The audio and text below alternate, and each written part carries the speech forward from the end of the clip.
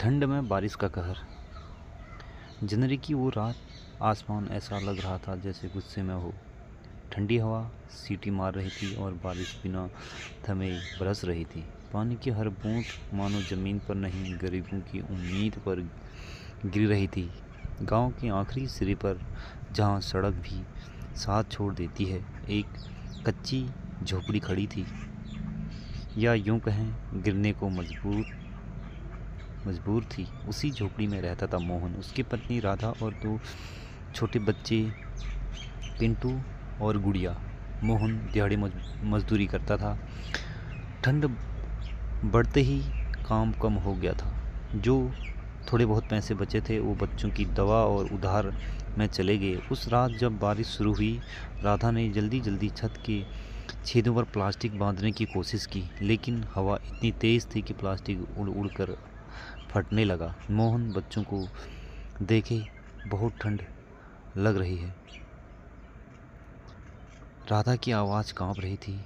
पिंटू ठंड से नीला पड़ चुका था और गुड़िया बार बार माँ से पूछ रही थी, माँ बारिश कब रुकेगी। मोहन के पास कोई जवाब नहीं था। रात गहराती गई, बारिश और तेज हो गई।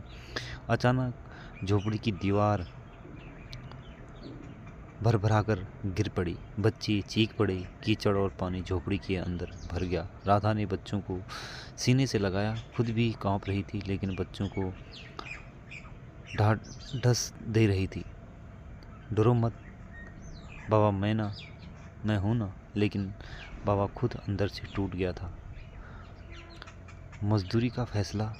आधी रात को मोहन ने फैसला किया, यहाँ रहना मतलब मौत को बुलाना। चारों भीगते हुए नंगे पांव तेज बारिश में निकल पड़े सरकारी स्कूल की ओर, जहां लोग अक्सर आपदा में शरण लेते थे। रास्ते में ठंड इतनी थी कि सांस लेना मुश्किल हो रहा था। गुड़िया बेहोश हो गई।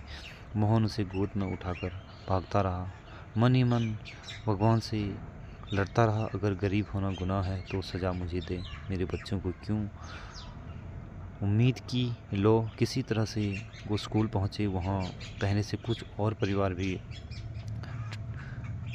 ठिठुरे बैठे थे। एक बूढ़े चौकीदार ने दरवाज़ा खोला और सबको अंदर आने दिया। सुबह तक बारिश थमी, लेकिन कहर अपनी छाप छोड़ चुका था। गांव में कई झोपड़ियां गिर चुकी थी, फसलें बर्बाद हो गई थी और ठंड से बीमारियों ने डेरा डाल लिया था। 2 दिन बाद एक समाजसेवी टीम गांव पहुंची। मोहन की हालत देखकर उन्होंने बच्चों को अस्पताल भिजवाया, कंबल, राशन और कपड़े दिए। पहली बार मोहन की आंखों में आंसू नहीं, शुक्रिया था। नई शुरुआत। कुछ हफ्ते बाद मोहन को मनरेगा में काम मिला, पक्के मकान की स्वीकृति भी आई। राधा ने उस दिन कहा, बारिश ने बहुत कुछ छीना, लेकिन हमें टूटना नहीं सिखाया। पिंटू आज स्कूल जाता है और गुड़िया हंसते हुए कहती है, अब बारिश आएगी तो डर नहीं लगेगा। तो इस कहानी से यह सीख मिलती है, ठंड में बारिश सिर्फ मौसम नहीं होता, गरीब के लिए ये इम्तिहान होता है। लेकिन जहाँ इंसानियत साथ दे, वहाँ हर कहर के बाद उम्मीद की धूप ज़रूर निकलती है। दोस्तों, आप लोगों को इस तरह की कहानियाँ, एक कहानी से कुछ सीख मिली तो चैनल को सब्सक्राइब, लाइक, शेयर ज़रूर करें।